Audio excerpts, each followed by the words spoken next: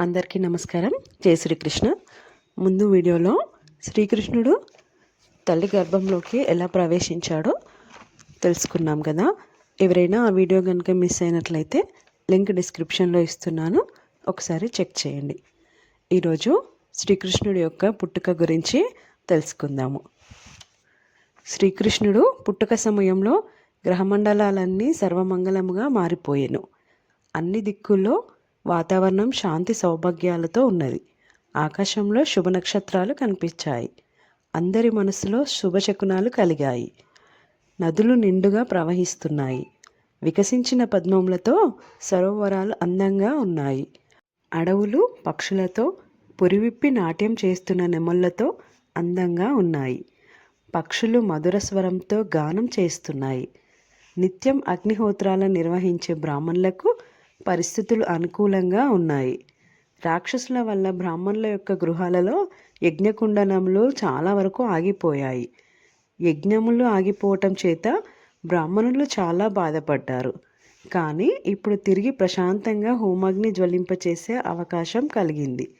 దేవాది దేవుడు భూలోకంలో అవతరిస్తున్నాడని ఆకాశం నుంచి దివ్యధ్వనులు వెలువడటంతో వారి మనస్సులో ఆనందంతో నిండాయి. మహర్షులు, దేవతలు ఆనందంతో పూల వర్షం కురిపించారు. సముద్రంపై మేఘాలు మనోహరంగా ఉరుముతున్నాయి. సముద్ర తీరంలో అలల శబ్దం వినిపిస్తుంది. ఇలా అంతా కూడా చక్కగా అనుకూలించిన తర్వాత అందరి హృదయాలలో ఉన్నటువంటి విష్ణువు ఆ రాత్రి భగవంతుని సేవ కోసం అవతరించిన దేవత అయిన దేవకీమాత ఎదుట దేవాది దేవుడిగా నిలిచెను. అలా మహావిష్ణువు పూర్ణచంద్రుడిలాగా కనిపిస్తున్నాడు. చతుర్భుజాలతో శంకు, చక్ర, గద, పద్మము, నీలమేఘశ్యాముడిగా, స్వర్ణాంగ సుందరుడిగా, అందమైన నీలికురులతో దివ్య శిశువు జన్మించుటను వసుదేవుడు చూశాడు. ఇలాంటి అసాధారణ లక్షణాలతో ఉన్న శిశువును చూసి వసుదేవుడు ఆశ్చర్యపోయాను. శ్రీకృష్ణ భగవానుడే అవతరించాడని అతను తెలుసుకున్నాడు. వసుదేవుడు ఆనందంతో ఉప్పొంగిపోయాడు. తాను సామాన్య జీవుడైన కంసుని చేత బంధించబడినా కూడా సర్వం తనే అయిన దేవాది దేవుడు విష్ణువు లేక కృష్ణుడు తన గృహంలో శిశువుగా అవతరించాడని వసుదేవుడు సంతోషపడ్డాడు. వసుదేవుడు పదే పదే తన బిడ్డను చూసుకుని మురిసిపోయాడు. ఆ శుభ సమయంలో వసుదేవుడు ఇలా భావించాడు. సాధారణంగా మగబిడ్డ జన్మించినప్పుడు అందరూ సంతోషంగా పండుగలా జరుపుకుంటారు. నేను బంధించబడి ఉన్నా కూడా నా గృహంలో దేవాది దేవుడు జన్మించాడు. మరి నేను ఎన్ని వేల కోట్ల సార్లు శుభ మహోత్సవాలు జరుపుకోవాలో అని వసుదేవుడు కొన్ని వేల గోవులను బ్రాహ్మణులకు దానం ఇవ్వాలనుకున్నాడు. దాన ధర్మాలు చేయాలనుకున్నాడు. కానీ అది సాధ్యపడదు అని బాధపడెను. ఎందుకంటే తను కంసుని కారాగారంలో సంకెళ్లతో బంధించబడి ఉన్నాడు. వసుదేవుడు తన మనస్సులోనే అనేక వేల గోవులను బ్రాహ్మణులకు దానమిచ్చాడు. జన్మించిన శిశువు తాను అవతరించినటువంటి ఆ గదిని తన దేహకాంతితో ప్రకాశింపచేశాడు. వసుదేవుడు చేతులు జోడించి ఇట్లు ప్రార్థించెను. దేవాది దేవా, నీవెవరో నేను తెలుసుకోగలను. సకల జీవులలో ఉన్న పరమాత్ముడివి. నీ స్వయం రూపంతో అవతరించుటను మేము ప్రత్యక్షంగా చూశాము. నేను కంసుని భయపడుతున్నందువలన ఆ భయం నుండి నన్ను రక్షించడానికి నీవు అవతరించావని నాకు తెలుసు. అనాగరికుడైన కంసుని, అతని అనుచరులను నీవు సంహరించటానికి అవతరించావని నాకు తెలుసు. నీవు కంసుని మరియు అతని అనుచరులని సంహరించడానికి అవతరిస్తున్నావని తెలిసి కంసుడు నీకంటే ముందుగా జన్మించిన నీ సోదరులను వధించాడు. ఇప్పుడు నీ జన్మ వార్త కోసం వేచి ఉన్నాడు. ఈ వార్త వినగానే నిన్ను కూడా వధించడానికి అతడు వెంటనే అన్ని రకాల ఆయుధాలతో వస్తాడు అని వసుదేవుడు దేవాది దేవుడితో చెప్పాడు. వసుదేవుడు ప్రార్థన తర్వాత శ్రీకృష్ణుడు తల్లి అయిన దేవకి శ్రీకృష్ణుని ప్రార్థించింది. ప్రభు, నీ అవతారములైన నారాయణ, రామ, హయగ్రీవ, వారాహ, నృసింహ, వామన మరియు ఇతర అవతారముల గురించి వేద సాహిత్యం వర్ణిస్తుంది.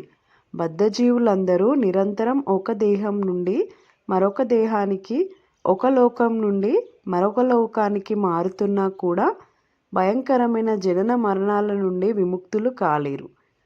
కానీ దేవాది దేవుని యొక్క పాదాలను శరణు వేడిన వారికి భయము నుండి విముక్తులై జన్మ మృత్యువులకి గురి కాకుండా నిశ్చితంగా ఉండగలరు. కనుక ప్రభు, నన్ను ఉగ్రసేన పుత్రుడైన కంసుని నుండి నన్ను రక్షించమని ప్రార్థిస్తున్నాను. నీవు నీ దాసులని రక్షించటానికి ఎప్పుడూ సిద్ధంగా ఉంటావు. కనుక నన్ను కూడా ఈ భయంకర విపత్తు నుండి కాపాడమని నిన్ను వేడుకుంటున్నాను. ఈ విధంగా తనని రక్షించమని వేడుకుంటున్నా కూడా దేవకి తన యొక్క మాతృప్రేమతో ఇలా చెప్పింది. నా సోదరుడు కంసుడి వల్ల ఉన్న భయంతో ఇలా చెప్తున్నాను.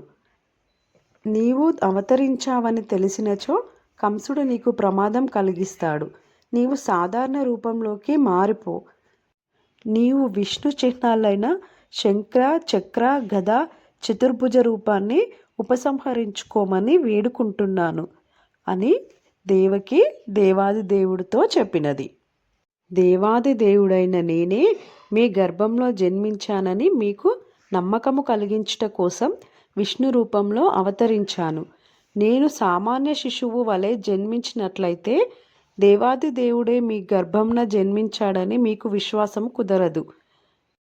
నా ప్రియ జననీ జనకులారా, నన్ను వెంటనే గోకులమునకు తీసుకువెళ్ళి యశోదకు ఇప్పుడే జన్మించిన ఆడ శిశువుతో నన్ను మార్చివేయమని ఆదేశిస్తున్నాను. భగవంతుడు ఈ విధముగా తన తల్లిదండ్రులకు తెలిపిన వెంటనే సామాన్య శిశువు వలె మారిపోయి మౌనంగా ఉన్నాడు. దేవాది దేవుడు ఆదేశాలని వసుదేవుడు తన పుత్రుడి ప్రసూతి గృహం నుండి బయటికి తీసుకెళ్లేటకు సంసిద్ధమయ్యాడు. సరిగ్గా అదే సమయంలో యశోదానందులకు పుత్రిక జన్మించెను. ఆమెడ దేవాది దేవుని అంతరంగ శక్తి అయినటువంటి యోగామాయ. ఈ యోగామాయ ప్రభావం చేత కంసుడు అంతఃపుర వాసులందరినీ నిద్రలోకి జారుకునేటట్టు చేసిరి. అంతఃపుర ద్వారములన్నీ గడియలు వేసి ఇనుప సంకెళ్లతో బిగించబడి ఉన్నాయి. అయినా కూడా వెంటనే అవి తెరుచుకున్నాయి. రాత్రి అయినందువలన మొత్తం చీకటితో వ్యాపించి ఉండెను. కానీ వసుదేవుడు శ్రీకృష్ణుడిని తన ఒడిలోకి తీసుకొని బయట అడుగు పెట్టగానే మొత్తం కూడా సూర్యుని వెలుతురులో స్పష్టంగా దారి గోచరిస్తుంది. వసుదేవుడు శ్రీకృష్ణుని రాత్రి సమయంలో తీసుకెళ్తున్నా కూడా చీకట్లన్నీ తొలగిపోయాయి. కారాగారపు ద్వార గడియలన్నీ వాటంతటవే తెరుచుకున్నాయి. ఆకాశము ఉరుముతున్నది, వర్షము కురుస్తున్నది. వసుదేవుడు తన పుత్రుడైన కృష్ణుని ఎత్తుకొని వెళ్తున్నప్పుడు వర్షము కారణంగా తడవకుండా శేషుడు తన పడగను విప్పి వసుదేవుని యొక్క తలపై వర్షం పడకుండా కాపాడాను. వసుదేవుడు యమునా నది తీరంకు చేరుకున్నాడు. యమునా నది పొంగి పొర్లుతుండెను. ఆ భయంకర పరిస్థితిలో కూడా వసుదేవునికి దారి ఇచ్చెను. వసుదేవుడు సులభంగా నదిని దాటి యమునా తీరం యొక్క అవతలి గట్టున ఉన్న గోకులంలో నందభవనము చేరుకొనెను. అక్కడ గోపాలురందరూ గాఢ నిద్రలో మునిగి ఉన్నారు. అదే అవకాశంగా నిశ్శబ్దంగా ఆయన యశోద గృహంలోకి వెళ్ళారు. ఎట్టి శ్రమ లేకుండా అతడు తన పుత్రుడిని అక్కడ ఉంచి యశోదకు అప్పుడే జన్మించిన ఆడ శిశువుని చేతిలోకి తీసుకున్నాడు. ఇట్లా నిశ్శబ్దంగా ఆడ శిశువుకి బదులుగా మగ శిశువుని మార్చి కంసుని కారాగారానికి తిరిగి వచ్చి ఆ ఆడ శిశువుని దేవకి ఒడిలో చేర్చాడు. జరిగిన ఈ సంఘటన అంతా కంసునికి తెలియకుండా ఉండటం కోసం తిరిగి వసుదేవుడు ఇనుప సంకెళ్లతో తనని తాను బంధించుకున్నాడు.